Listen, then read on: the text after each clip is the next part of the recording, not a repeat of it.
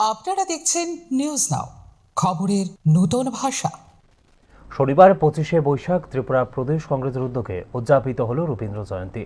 আগরতলা প্রদেশ কংগ্রেস ভবনে এক অনাড়ম্বর অনুষ্ঠানের মধ্য দিয়ে কবির প্রতিকৃতিতে পুষ্পার্ঘ্য অর্পণ করেন কংগ্রেস নেতাকর্মীরা। উপস্থিত ছিলেন প্রদেশ কংগ্রেস সভাপতি আশিস কুমার সাহা সহ রাজ্য নেতৃত্ব এবং বিভিন্ন শাখা সংগঠনের নেতৃত্ব।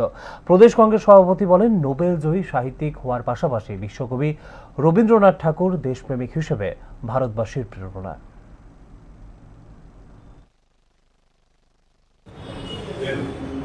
কবিগুরু রবীন্দ্রনাথ ঠাকুরের জন্মজয়ন্তীতে ত্রিপুরা প্রদেশ কংগ্রেসের পক্ষ থেকে আমি শ্রদ্ধাঞ্জলি অর্পণ করছি। বিশ্বকবি রবীন্দ্রনাথ ঠাকুর উনি একদিক থেকে যেমন নোবেলজয়ী সাহিত্য সম্রাট, উনি দেশপ্রেমিক হিসাবে সকল ভারতবাসীর অনুপ্রেরণা